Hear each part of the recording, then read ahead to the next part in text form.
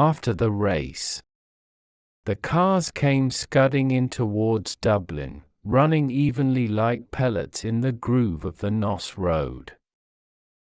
At the crest of the hill at Inchicore, sightseers had gathered in clumps to watch the cars careering homeward, and through this channel of poverty and inaction the continent sped its wealth and industry.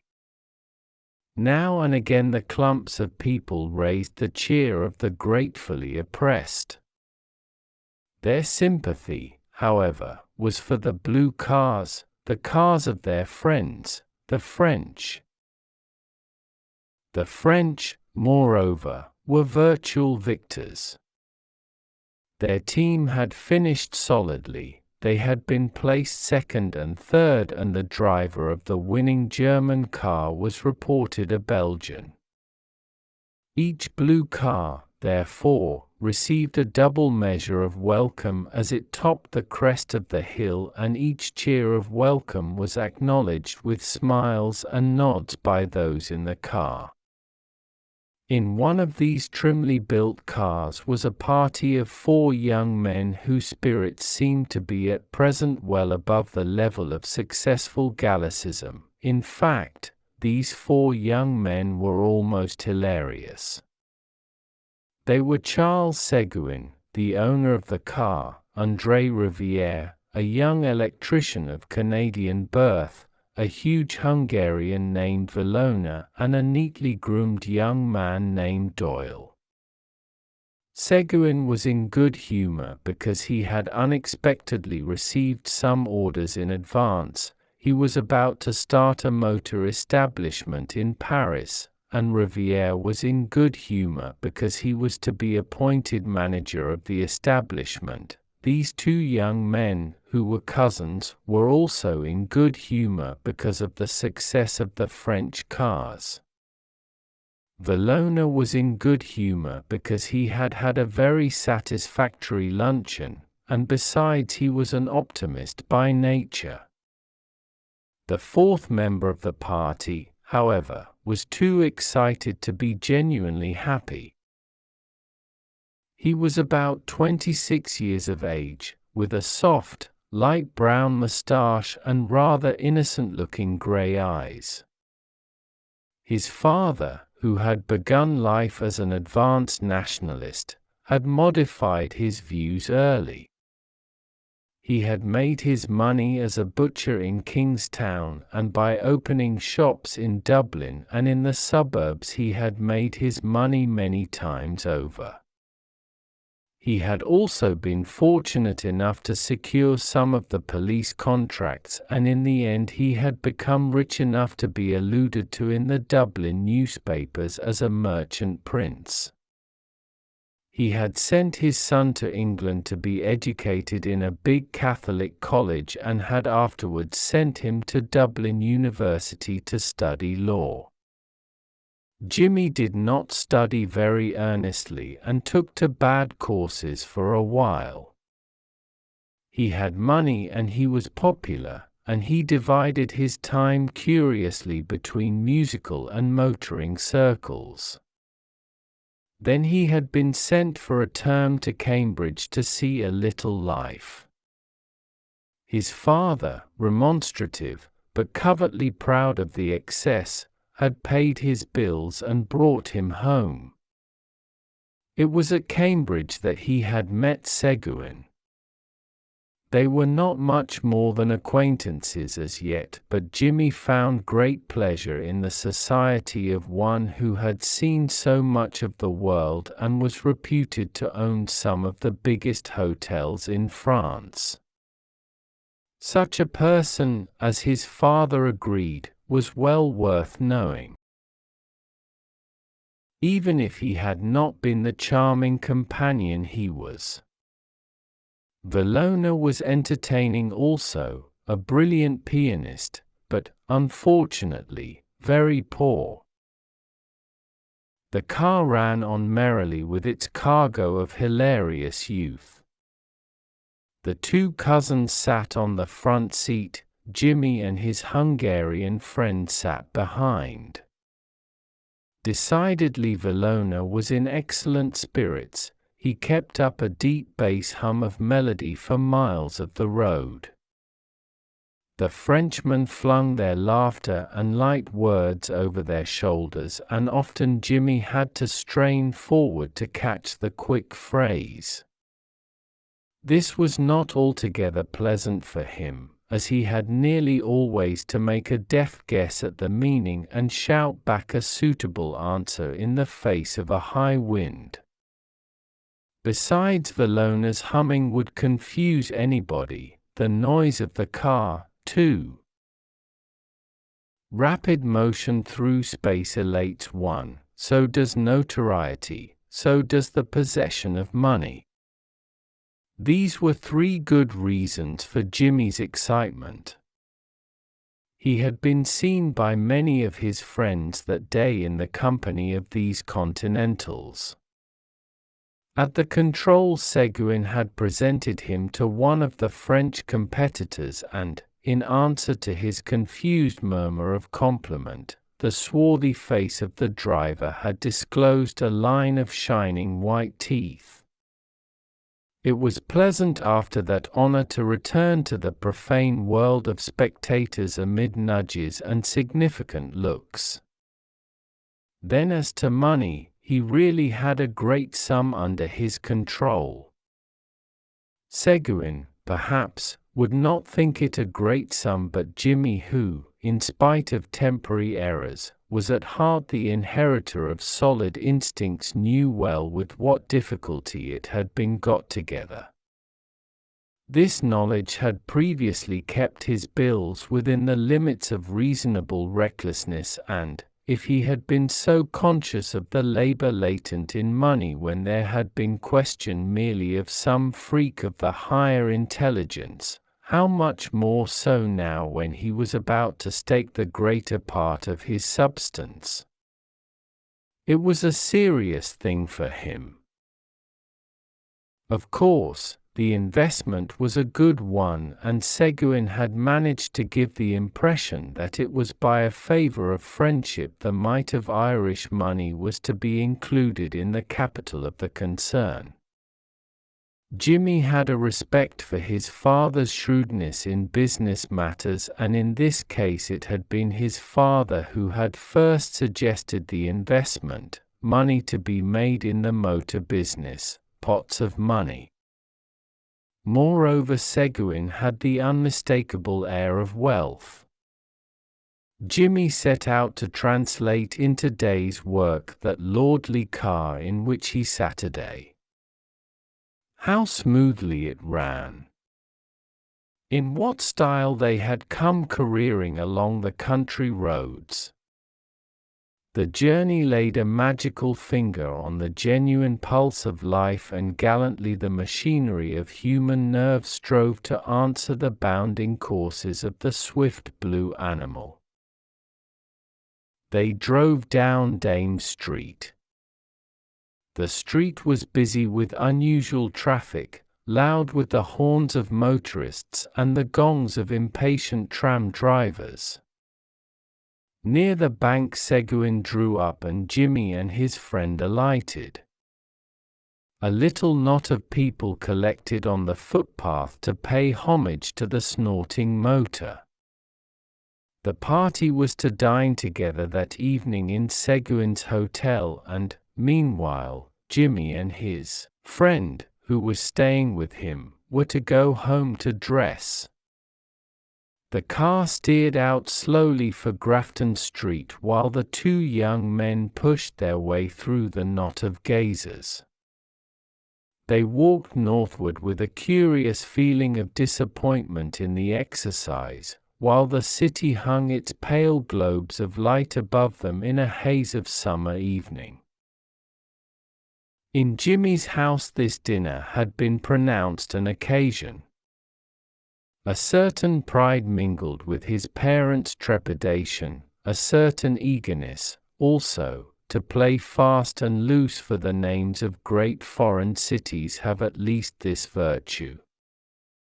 Jimmy, too, looked very well when he was dressed and, as he stood in the hall giving a last equation to the bows of his dress tie, his father may have felt even commercially satisfied at having secured for his son qualities often unpurchasable. His father, therefore, was unusually friendly with Verona, and his manner expressed a real respect for foreign accomplishments, but this subtlety of his host was probably lost upon the Hungarian, who was beginning to have a sharp desire for his dinner. The dinner was excellent, exquisite. Seguin, Jimmy decided, had a very refined taste. The party was increased by a young Englishman named Routh, whom Jimmy had seen with Seguin at Cambridge. The young men supped in a snug room lit by electric candle lamps. They talked volubly and with little reserve. Jimmy, whose imagination was kindling, conceived the lively youth of the Frenchman twined elegantly upon the firm framework of the Englishman's manner. A graceful image of his, he thought, and a just one. He admired the dexterity with which their host directed the conversation. The 5 young men had various tastes, and their tongues had been loosened. Verona, with immense respect, began to discover to the mildly surprised Englishman the beauties of the English madrigal, deploring the loss of old instruments. Riviere, not wholly ingenuously, undertook to explain to Jimmy the triumph of the French mechanicians. The resonant voice of the Hungarian was about to prevail in ridicule of the spurious lutes of the romantic painters when Seguin shepherded his party into politics. Here was congenial ground for all. Jimmy, under generous influences, felt the buried zeal of his father wake to life within him. He aroused the torpid Routh at last. The room grew doubly hot, and Seguin's task grew harder each moment. There was even danger of personal spite. The alert host at an opportunity lifted his glass to humanity, and, when the toast had been drunk, he threw open a window significantly. That night the city wore the mask of a capital. The 5 young men strolled along Stephen's Green in a faint cloud of aromatic smoke. They talked loudly and gaily, and their cloaks dangled from their shoulders. The people made way for them. At the corner of Grafton Street a short fat man was putting 2 handsome ladies on a car in charge of another fat man. The car drove off, and the short fat man caught sight of the party. "André, it's Farley." A torrent of talk followed. Farley was an American. No one knew very well what the talk was about. Verona and Riviere were the noisiest, but all the men were excited. They got up on a car, squeezing themselves together amid much laughter. They drove by the crowd, blended now into soft colors, to a music of merry bells. They took the train at Westland Row, and in a few seconds, as it seemed to Jimmy, they were walking out of Kingstown Station. The ticket collector saluted Jimmy. He was an old man. "Fine night, sir." It was a serene summer night. The harbor lay like a darkened mirror at their feet. They proceeded towards it with linked arms, singing Cadet Roussel in chorus, stamping their feet at every "Ho! Ho! Ho! Raymond." They got into a rowboat at the slip and made out for the American's yacht. There was to be supper, music, cards. Valona said with conviction, "It is delightful." There was a yacht piano in the cabin. Valona played a waltz for Farley and Riviere, Farley acting as cavalier and Riviere as lady. Then an impromptu square dance, the men devising original figures. What merriment! Jimmy took his part with a will. This was seeing life, at least. Then Farley got out of breath and cried, "Stop!" A man brought in a light supper, and the young men sat down to it for form's sake. They drank, however, it was Bohemian. They drank Ireland, England, France, Hungary, the United States of America. Jimmy made a speech, a long speech, Valona saying, "Here, here," whenever there was a pause. There was a great clapping of hands when he sat down. It must have been a good speech. Farley clapped him on the back and laughed loudly. What jovial fellows! What good company they were! Cards! Cards! The table was cleared. Valona returned quietly to his piano and played voluntaries for them. The other men played game after game, flinging themselves boldly into the adventure. They drank the health of the Queen of Hearts and of the Queen of Diamonds. Jimmy felt obscurely the lack of an audience. The wit was flashing. Play ran very high and paper began to pass. Jimmy did not know exactly who was winning, but he knew that he was losing. But it was his own fault, for he frequently mistook his cards and the other men had to calculate his I.O.U.S for him. They were devils of fellows, but he wished they would stop. It was getting late.